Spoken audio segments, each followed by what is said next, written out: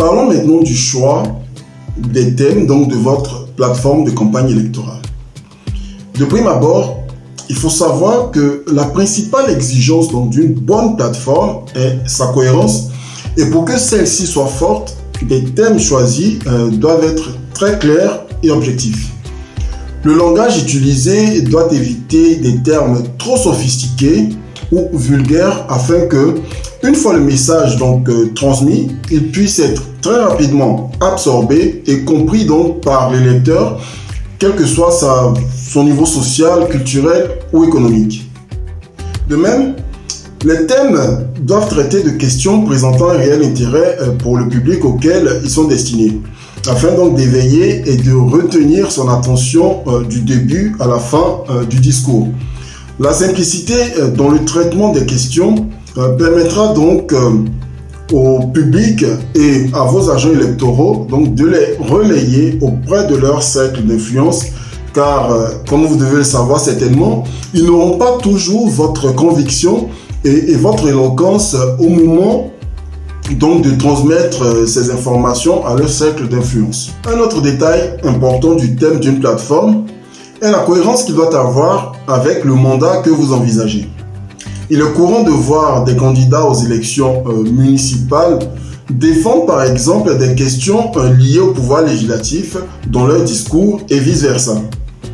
Cette attitude est d'une certaine manière dangereuse, je dirais, pour le candidat sans le ressentir, finit souvent par assumer avec l'électorat des engagements liés à des problèmes dont le traitement donc échappe totalement à la sphère d'action ou d'influence, ce qui peut lui valoir des conséquences désagréables lorsque, une fois élu, il se représente aux élections. Toutefois, cela ne signifie pas qu'en tant que candidat, vous ne devriez pas faire référence à d'autres questions en dehors de la zone d'influence du poste que vous visez. Si vous le faites, je vous suggère tout simplement de ne pas approfondir ces questions et de ne surtout pas prendre donc d'engagement à cet effet. Vous devez juste les utiliser comme point de référence afin donc de permettre à l'électeur d'avoir une vision plus large de vos positions sur la situation actuelle. Une autre façon d'éviter ce risque est donc de s'allier avec d'autres candidats de votre parti ou des partis alliés pour différents postes, donc maire, député, sénateur, car le maillage donc de leur plateforme fermerait le circuit de traitement de tous les thèmes existants.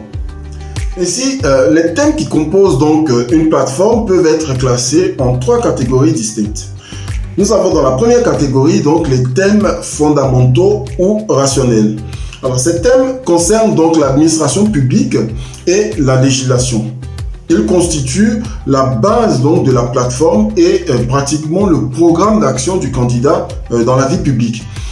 Il s'agit donc de thèmes qui sont concrets et mesurables par les électeurs pendant le mandat donc du candidat. Par exemple, des questions liées donc à l'économie et à la sécurité, la construction, l'assainissement, l'éducation, etc. Dans la deuxième catégorie, nous avons donc les thèmes d'actualité ou émotionnels. Alors, ces thèmes font référence à des faits, des événements ou des tendances qui sont en évidence donc à un moment donné. Ils ajoutent de la couleur et peuvent être définis comme l'esprit d'une campagne électorale.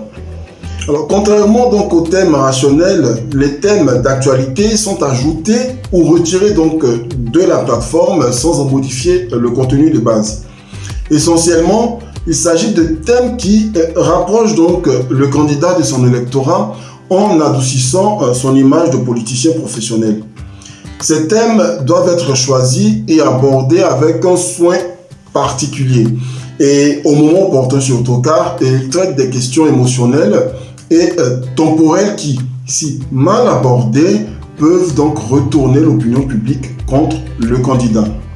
Nous pouvons citer donc à titre d'exemple des questions liées à une inondation, à une sécheresse, à un crime qui a choqué l'opinion publique, l'anniversaire de la ville, une date commémorative, des faits historiques, un scandale occasionnel par exemple, un accident, etc. En troisième catégorie, nous avons les thèmes ségrégationnistes. En les abordant dans votre campagne, vous serez obligé de définir une position qui divisera inévitablement l'électorat. Ces questions donnent évidemment de la personnalité à une campagne électorale et en les incluant dans votre programme, vous devez absolument les analyser le pour et le contre afin donc de savoir quelle position adopter, c'est-à-dire comment travailler pour éviter de perdre le moins de voix possible.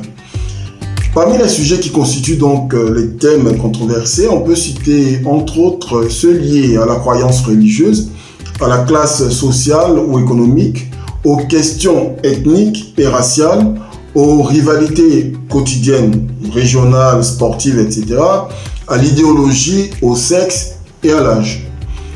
Alors, comme exemple, prenons le cas d'un candidat qui met l'accent sur le fait qu'il est catholique. Alors, ce dernier court le risque de perdre donc les votes des musulmans, des protestants, etc.